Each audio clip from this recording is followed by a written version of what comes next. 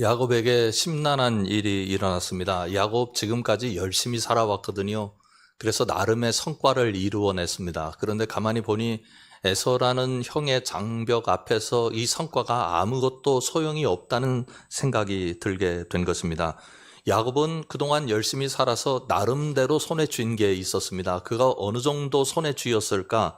성경이 그 재산 규모를 짐작할 수 있는 내용을 밝히고 있는데요. 창세기 32장 13절부터 16절까지 내용이 그렇습니다. 야곱이 거기서 밤을 지내고 그 소유 중에서 형 에서를 위하여 예물을 택하니 암염소가 200이요 순염소가 20이요 암양이 200이요 순양이 20이요 젖나는 낙타 30과 그 새끼요 암소가 40이요 황소가 10이요 암나귀가 20이요 그 새끼 나귀가 10이라. 그것을 각각 때로 나누어 종들의 손에 맡기고 그의 종에게 이르되 나보다 앞서 건너가서 각 때로 거리를 두게 하라 하고. 야곱이 에서를 위한 선물을 성경이 이렇게 나열하고 있어요. 다시 한번 확인을 해볼까요? 암염소 200마리, 순염소 20마리, 암양 200마리, 순양 20마리, 젖나는 약대 30마리와 그 새끼, 암소 40마리, 황소 10마리, 암나귀 20마리, 순나귀 10마리, 총 550마리의 가축입니다.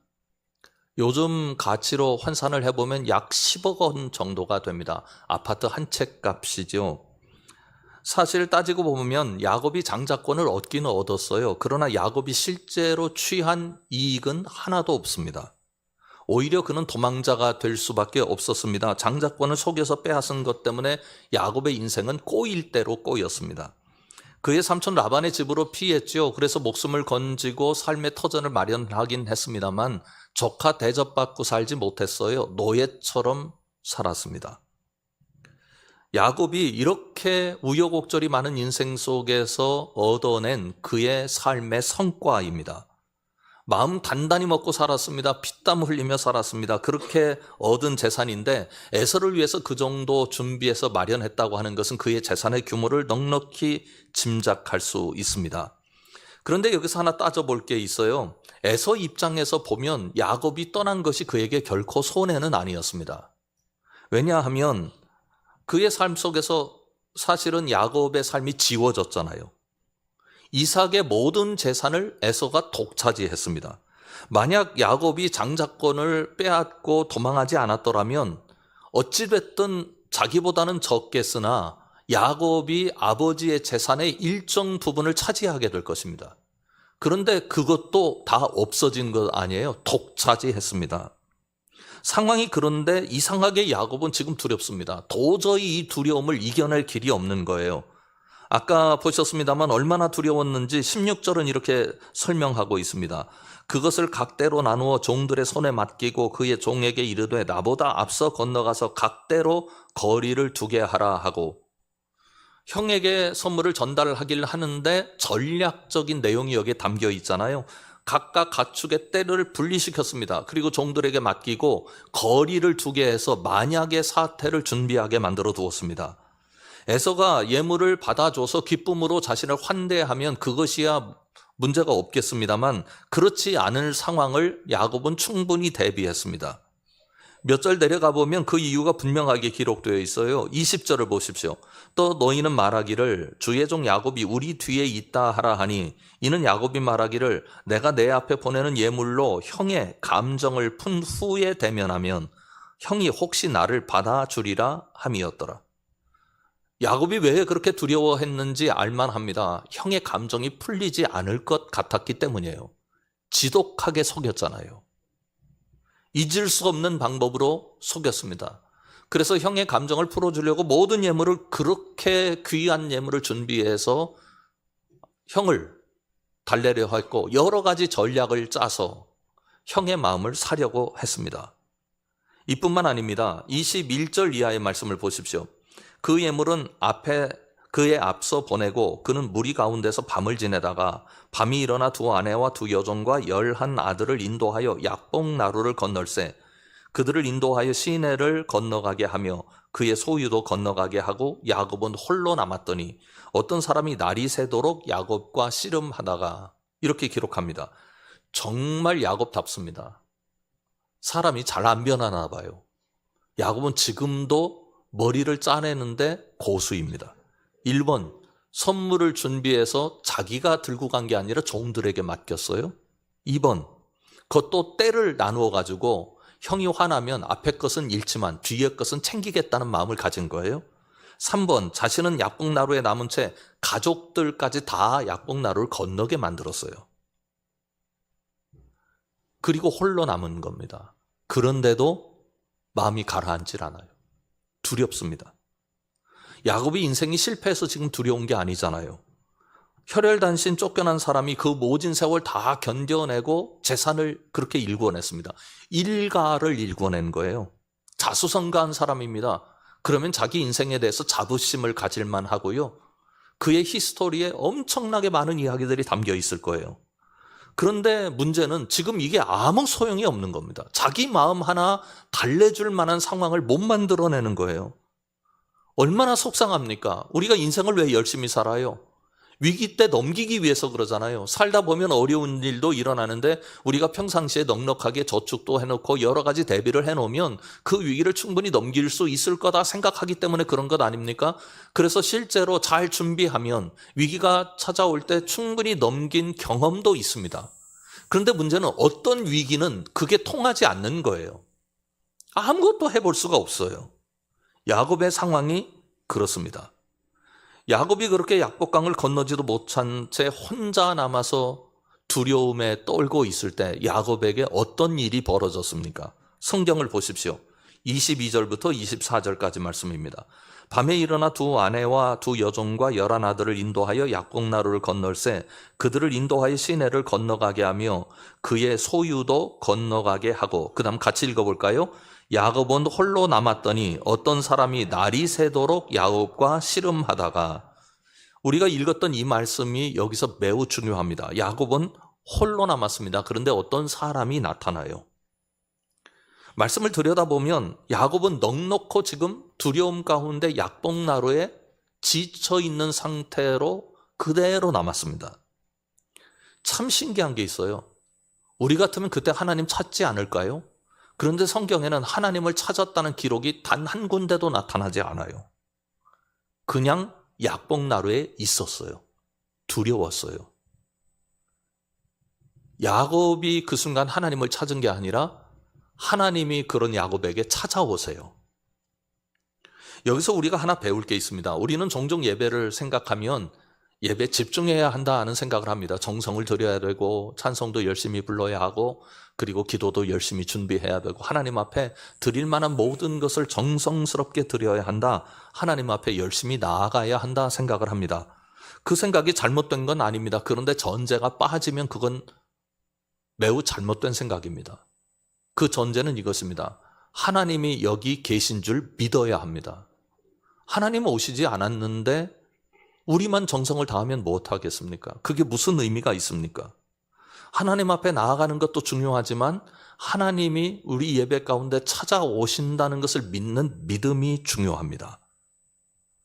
우리가 그래서 이렇게 기도해야 합니다. 하나님, 제가 열심히 집중해서 예배에 나아가게 해주십시오. 하나님 앞에 정성을 다하여 마음을 다하여 나아가게 해주십시오. 기도하기 전에 기도해야 할 게 있어요. 하나님이 여기 임재하신 것 믿게 해주십시오. 깨닫게 해주십시오. 그래야 나아가는 게 의미가 있습니다. 우리가 나아가는 데 집중할 게 아니라 하나님의 임재에 집중해야 나아가는 것도 고쳐집니다. 사랑하는 성함 식구 여러분 모두가 예배 때마다 찾아오시는 주님을 기억하시고 깨달으시길 주님의 이름으로 축원합니다. 야곱이 그렇게 두려웠던 상황 속에서 에서를 넘어설 수 있었던 이유는 야곱이 약복나루에 있었기 때문이 아닙니다. 하나님이 그 자리에 찾아오셨기 때문입니다. 야곱이 찾지 않았잖아요. 하나님이 야곱을 찾아오셨습니다. 그래서 궁금한 게 하나 있어요. 왜 하나님은 야곱이 찾지도 않는데 거기에 찾아오셨을까? 우리 생각에는 야곱이 위기를 만났으니까 하나님을 찾고 하나님께서 찾는 야곱을 긍휼히 여기셔서 그 긍휼에 대한 대답으로 찾아오시면 그림이 참 좋잖아요. 왜 야곱은 예배하지 않고 있는데 그 자리에 하나님은 찾아오셨을까? 이유는 하나 때문입니다. 언약 때문입니다. 야곱의 할아버지, 야곱의 아버지 아브라함과 이삭에게 언약을 주셨기 때문입니다. 하나님은 언약을 지키시려고 그 자리에 찾아오셨습니다. 그러면 하나님은 왜 그렇게 언약에 집중하실까? 왜 언약에 그렇게 철저함을 보이실까? 찾지도 않았는데 언약에 집중해서 그 자리에 찾아오신 그 언약이라고 하는 것이 어떤 의미를 갖는 것일까? 그 답도 하나입니다. 하나님은 사랑이시기 때문입니다. 가만히 생각을 해보면 언약 자체가 인간으로부터 출발하지 않았습니다. 아담이 타락하고는 살 길이 없으니 하나님을 찾은 게 아니잖아요. 아담은 찾지도 않았는데 하나님께서 찾아오셨습니다. 아브라함이 제가 하나님께서 원하시는 민족을 이루어 드리겠습니다 기도한 게 아니잖아요. 아브라함이 하나님을 알지도 못할 때 하나님은 찾아오셨습니다. 왜 그렇습니까? 사랑하시기 때문입니다. 야곱은 하나님을 사랑하셔서 그 자리에 찾아오셨습니다. 언약을 지키시려고 찾아오신 겁니다. 지금까지 노력하지 않은 것은 아닙니다. 야곱이 노력을 다 했고 힘을 다 쏟아서 지금까지 인생을 잘 살아왔습니다만, 그러나 도저히 이길 수 없는 하나의 장벽 앞에 있을 때 하나님은 그를 사랑하셔서 찾아오셨습니다. 우리가 기억해야 하는 게 있습니다. 여러분 기억하십시오. 하나님은 여러분이 어떤 상황에 있든지 찾아오십니다. 우리가 다른 건 다 잊어도 이것 잊지 않았으면 좋겠어요. 내가 이렇기 때문에, 내가 저렇기 때문에 하나님이 왔다 갔다 하시는 분이 아니라 내가 어떤 상황에 있어도 하나님은 그 자리에 찾아오신다.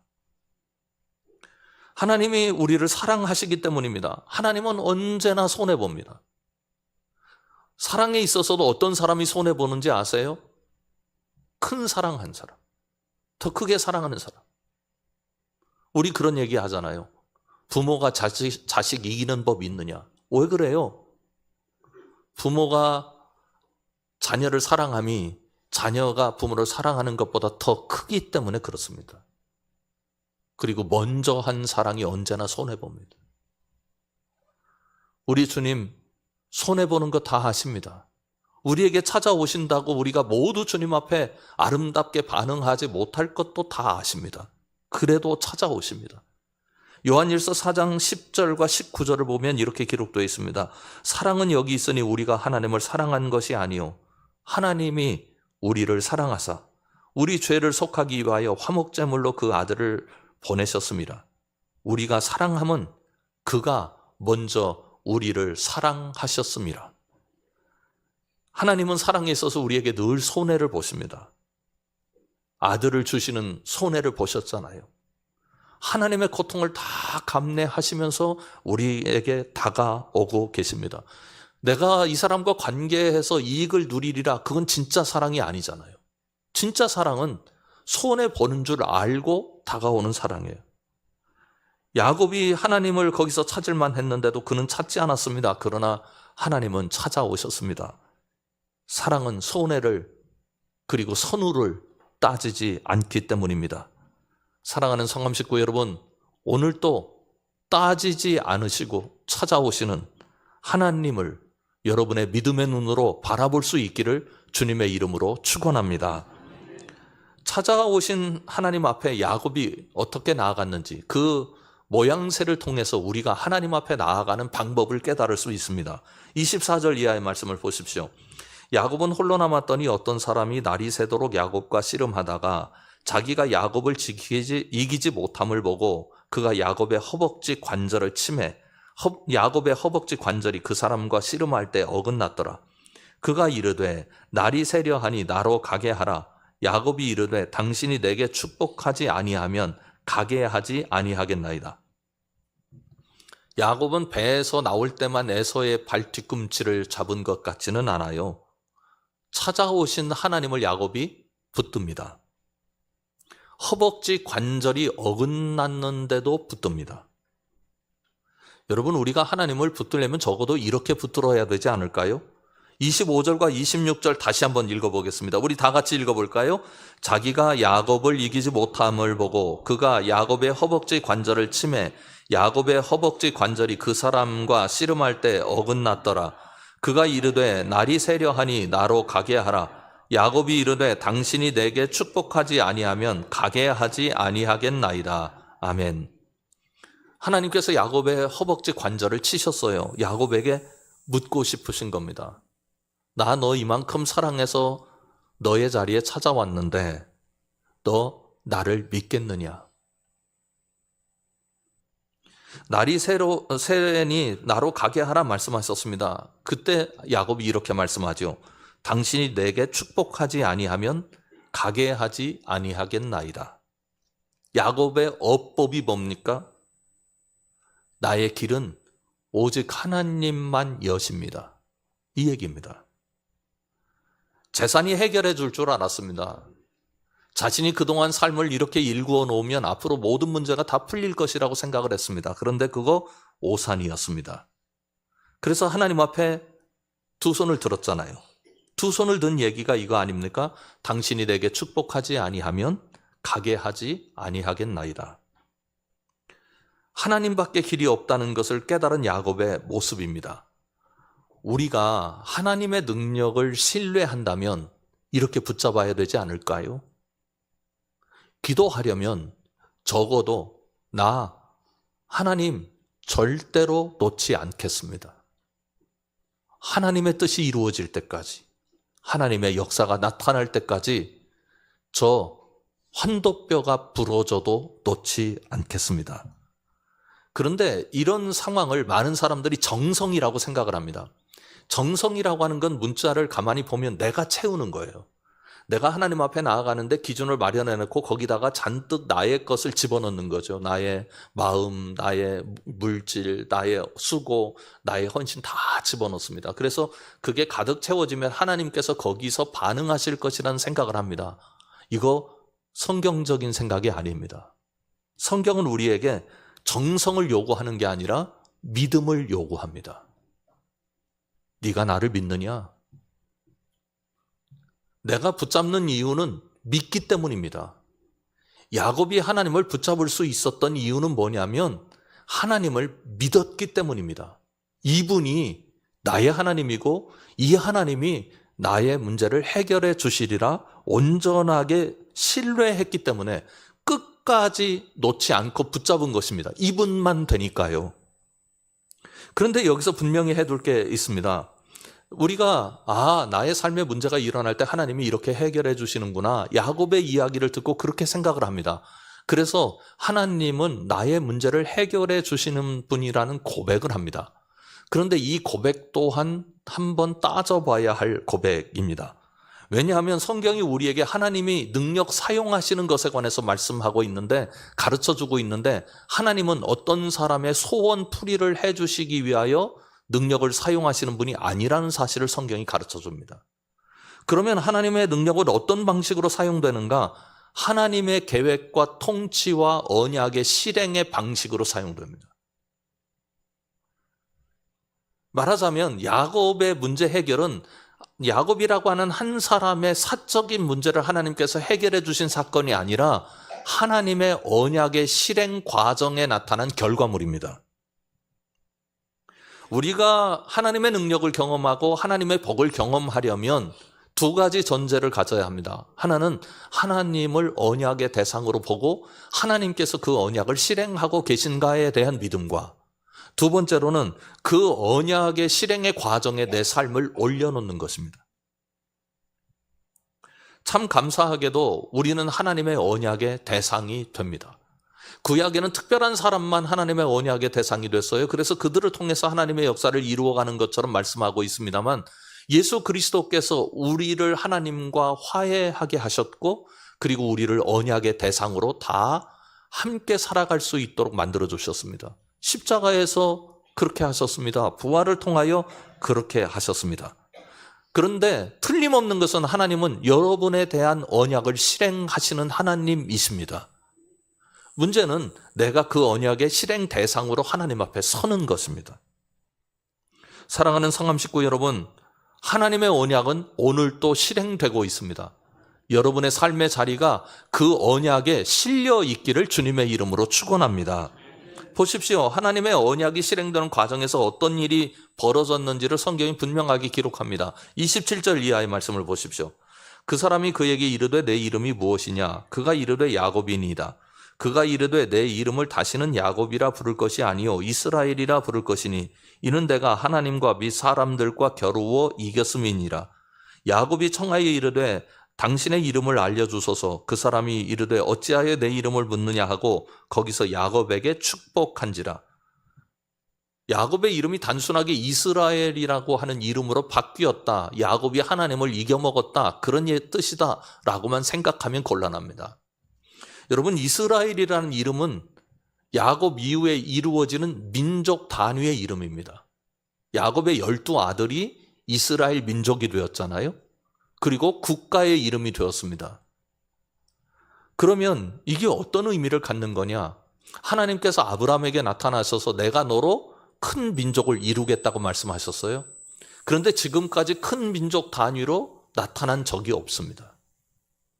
그런데 야곱 이후에 12아들이 있게 될 것이고 그들을 통해서 민족 단위를 하나님께서 시작하실 겁니다. 바로 그때 약복 나루에서 아브라함에게 주셨던 그 언약을 하나님이 실행하고 계신 것입니다. 그것이 야곱에게는 승리였고 그것이 야곱에게는 믿음의 자리가 되었습니다. 에서를 넘는 역사로 나타나게 된 것입니다. 우리가 오늘 예배합니다. 예배가 무엇인가 한번 생각을 해보자고요. 하나님과 얼굴을 마주 대하는 것입니다. 하나님은 얼굴빛을 우리에게 비춰주시고 우리는 우리의 얼굴로 하나님 앞에 나아갑니다. 그런데 그 하나님이 어떤 얼굴을 가지고 계신가를 우리가 알아야 합니다. 그 하나님의 얼굴에는 언약이 새겨져 있습니다. 내가 너희들에게 약속한 것 지킬게 하시면서 당신의 얼굴을 우리에게 드러내십니다. 그럼 예배한다고 하는 것은 어떤 것이냐? 그 언약의 얼굴을 가지고 계신 하나님 앞에 나도 언약의 대상자 됨을 깨닫고 나아가는 거예요. 그런데 그 언약을 실행하시는 이유는 한 가지 때문입니다. 우리를 사랑하시기 때문입니다. 하나님의 얼굴에서 우리는 하나님의 언약과 하나님의 사랑을 발견합니다. 그게 우리의 감동이 되어야 합니다. 우리 성함의 식구들이 하나님과 만날 때 하나님 얼굴을 볼 수 있길 바라고 그 얼굴에 담겨있는 언약과 사랑을 바라볼 수 있기를 주님의 이름으로 축원합니다. 30절을 보면 이렇게 되어 있잖아요. 그러므로 야곱이 그곳 이름을 브니엘이라 하였으니 그가 이르기를 내가 하나님과 대면하여 보았으나 내 생명이 보존되었다 함이더라. 창세기의 복음입니다. 왜냐하면 구약의 사람들은 이렇게 생각을 했어요. 하나님을 만나면 우리 죽는다. 하나님의 얼굴을 대면할 수 없다. 이것이 구약의 사람들의 생각이었습니다.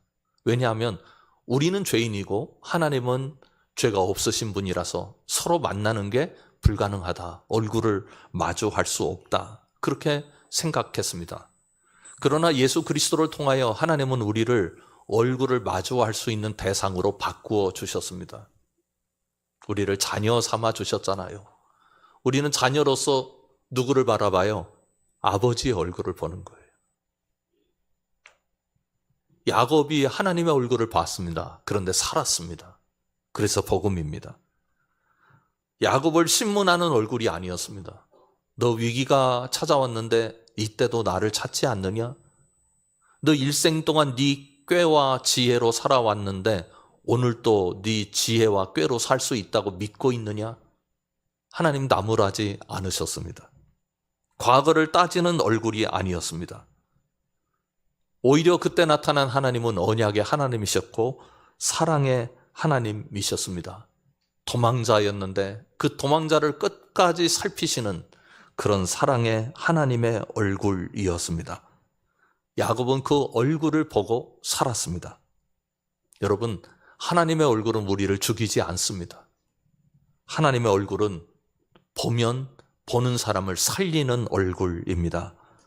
우리가 오늘 이 예배 자리에 앉아 있는 것은 하나님과 그렇게 얼굴을 마주하기 위함이에요.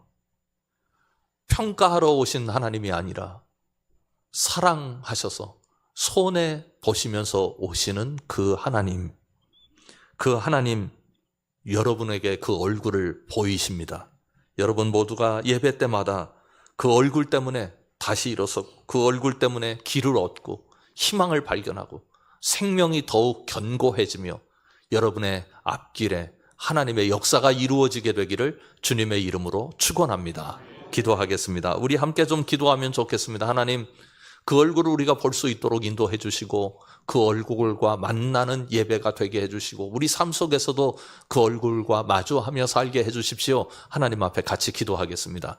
아버지 하나님 감사합니다. 오늘 우리가 주님을 바라봅니다. 주님을 기억합니다. 주님을 사랑합니다. 주님께서 우리에게 얼굴을 보여주시기 때문입니다. 아버지 하나님, 우리 모두에게 은총을 베풀어 주셔서 하나님의 그 얼굴을 우리가 만나고 하나님의 그 얼굴을 바라보면서 거기서 희망을 발견하고 거기서 하나님을 찾는, 그리고 그것 때문에 우리에게 희망이 있고 그것 때문에 오늘 우리에게 은혜가 있다고 하는 사실을 기억하며 나아갈 수 있도록 인도하여 주시옵소서. 아버지 하나님, 그 얼굴을 만나는 귀한 복이 나타나서 우리 모두가 그 복 때문에 살아나고 치유되고 소망을 얻고 지혜를 얻게 하여 주시옵소서. 예수 그리스도의 이름으로 기도드립니다. 아멘.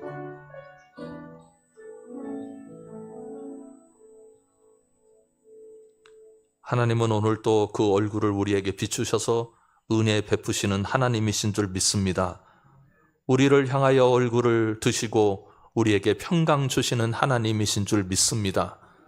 우리의 얼굴과 하나님의 얼굴이 대면하는 귀한 신앙의 길을 걸을 수 있도록 우리 모두에게 은총을 더하여 주시옵소서. 예수님 이름으로 간절히 기도드립니다. 아멘.